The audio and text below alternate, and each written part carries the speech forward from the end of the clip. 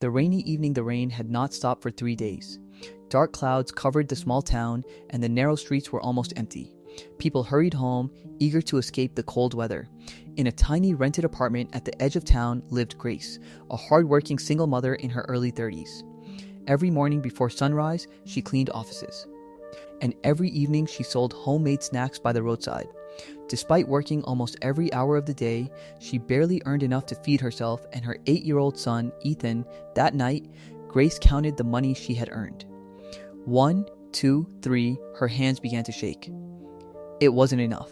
Not enough for rent. Not enough for electricity. Not enough to buy food for the next week. She quietly placed the small pile of coins back into an old metal tin and forced a smile as Ethan walked into the room. "Mom, are we going to be okay?" he asked softly. Grace knelt beside him and hugged him tightly. "We'll be okay," she whispered, even though she wasn't sure herself. The next morning brought even worse news. Her landlord knocked loudly on the door. "Grace," he said firmly, "this is your final warning. If the rent isn't paid by tomorrow evening, you'll have to leave." She thanked him politely, closed the door, and leaned against it as tears rolled down her face. She felt trapped. For the first time in years, she wondered if she had reached the end of her strength. Still, she refused to give up. That evening, carrying a basket of freshly baked meat pies, Grace walked through the rain to her usual roadside stall. But the weather kept customers away. Hours passed, and she sold almost nothing. As she packed up to leave, she noticed an elderly man sitting alone on a bench across the street. His clothes were soaked. His hands trembled from the cold. People walked past him without stopping. Some looked away. Others pretended not to notice. Grace hesitated. She had only one meat pie left, the last food she and Ethan could have shared for dinner. She looked at the pie, then back at the old man. After a long moment, she made her decision. Holding the warm paper bag close to her chest, Grace slowly walked toward the stranger. She had no idea that this single choice was about to change her life forever. Grace held out the warm paper bag. "Sir," she said gently, "please have this." The old man looked up slowly. His tired eyes were filled with surprise. "But this is your dinner," he said quietly. Grace smiled, though her stomach was empty. "My son and I will find something else. Right now, you need it more than we do." For a moment, the man simply stared at her. Then, with trembling hands, he accepted the meat pie. "Thank you," he whispered. "Not many people stop anymore." Grace sat beside him for a few minutes as the rain continued to fall. The stranger introduced himself only as Mr. Thomas. He spoke kindly, but revealed very little about himself.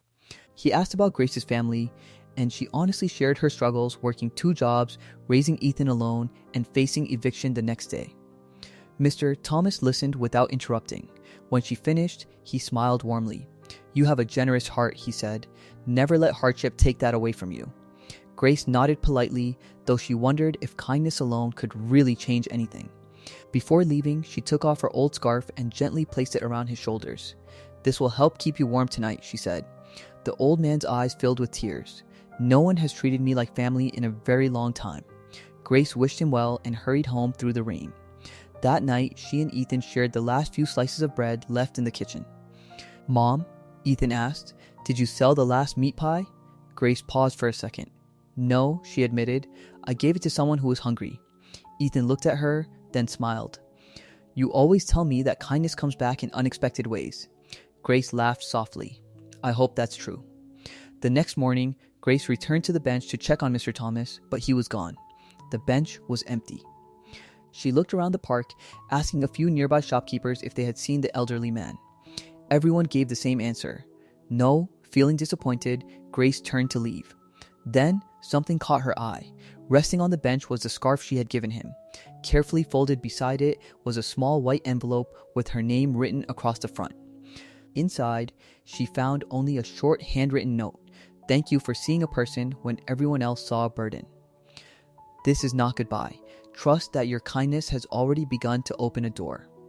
Grace read the note twice. There was no signature, no address, no explanation. She folded it carefully and slipped it into her pocket, never imagining that before the day was over, someone unexpected would come looking for her. Grace spent the morning trying to push the mysterious note out of her mind. There were more urgent problems to face. The rent was due that evening and she still didn't have enough money. She returned to her roadside stall, hoping more customers would come. Business was slow, but she greeted every person with the same warm smile. Around noon, a sleek black car pulled up beside the stall. People nearby stopped and stared. A well-dressed woman stepped out carrying a leather folder. She looked around until her eyes met Grace's. "Excuse me," the woman said politely. "Are you Grace?" Grace nodded cautiously. "Yes, that's me." The woman smiled with relief. "My name is Mrs. Williams. I've been searching for you since this morning." Grace frowned. "Searching for me? I don't think we've met." "We haven't, Mrs. Williams replied, "but someone asked me to find the woman who shared her last meal with an elderly man in the rain." Grace's heart skipped a beat. "Mr. Thomas?" Mrs. Williams nodded. "You know him?"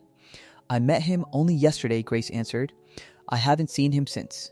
Mrs. Williams took a deep breath. "Mr. Thomas is my father." Grace's eyes widened in disbelief. "My father often dresses simply and travels alone," Mrs. Williams explained. After becoming wealthy many years ago, he made it a habit of quietly helping people, but first, he wanted to know their character. He believed true kindness is shown when there's nothing to gain. Grace stood speechless. "He called me early this morning," Mrs. Williams continued. "He spoke about you with tears in his eyes. He said you gave away your own dinner and even your scarf, expecting nothing in return." Grace looked down, embarrassed. "I only did what I hoped someone would do for me." Mrs. Williams smiled. "My father said those exact words proved you deserved an opportunity, not just a reward." She opened the leather folder and handed Grace an envelope. Inside was a letter inviting Grace to interview for the position of bakery manager at one of the city's most successful family-owned bakeries, a job with a steady salary, benefits, and training. Grace could hardly believe what she was reading. This must be a mistake." "It isn't, Mrs." Williams said gently. "The position is yours if you want it. My father insisted that someone with your honesty and compassion would be the right person." Just then, Grace's phone rang. It was her landlord. Her hands trembled as she answered. "Grace," he said, "I was just informed that your rent has been paid for the next 3 months. Someone came by this morning and settled everything." Grace's eyes filled with tears. She looked at Mrs. Williams. "Was it your father?" Mrs. Williams smiled but didn't answer. Instead, she simply said, "My father believes the greatest gift isn't money. It's giving someone the chance to stand on their own." For the first time in months, Grace felt hope replace fear. But she still had one question. "Where is Mr. Thomas?" "I want to thank him." Mrs. Williams looked toward the cloudy sky and smiled softly. "He said that if you asked, I should tell you this: don't thank me. The kindness was already in your heart. I only help the world see it." Grace held the letter tightly against her chest, realizing that one simple act of compassion had changed the course of her life forever. The following Monday, Grace walked through the doors of the bakery with a mixture of excitement and nervousness. The sweet aroma of fresh bread filled the air, and friendly employees welcomed her with warm smiles. She worked harder than anyone expected. She arrived early every morning, stayed late when needed, and treated every customer with respect. Within months, the bakery flourished under her care. Customers returned not only for the delicious pastries, but also for the kindness that Grace showed everyone who walked through the door. Her life slowly began to change. She paid off her debts. She moved with Ethan into a small but comfortable home. For the first time in years, Ethan had his own bedroom and a quiet place to study. One evening, as they sat around their dinner table, Ethan smiled. "Mom," he said, "remember the night you gave away our last meat pie?" Grace laughed softly. "I'll never forget it." "I'm glad you did," Ethan replied. "If you hadn't, we wouldn't be here today." Grace reached across the table and held his hand.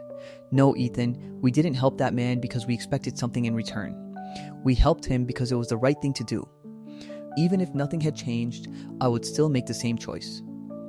Months later, Mrs. Williams invited Grace to a charity event organized by her family. As Grace entered the hall, she noticed a familiar face sitting quietly near the window. It was Mr. Thomas. He looked healthier, but his gentle smile was exactly the same. Grace hurried over, tears filling her eyes. "I've wanted to thank you for so long," she said. Mr. Thomas stood and embraced her like a daughter. "You've already thanked me," he said. Every time you choose kindness, you honor the gift you were given. Grace shook her head. You changed my life. Mr. Thomas smiled.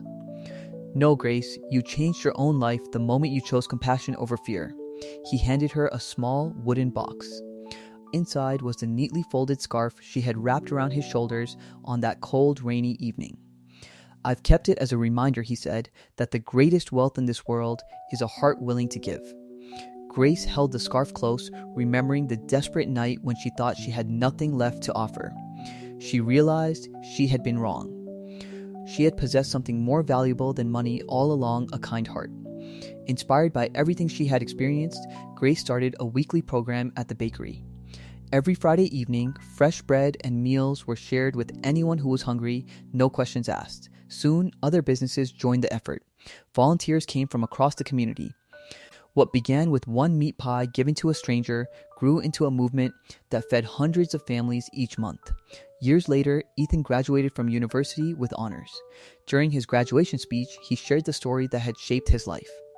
My mother once gave away the last meal we had to a hungry stranger. That single act of kindness taught me that success is not measured by what we keep, but by what we give to others. The audience rose to their feet in applause. Among them sat Mr. Thomas, smiling proudly. He knew his greatest investment had never been money. It had been believing in a woman whose compassion refused to disappear even in her darkest hour.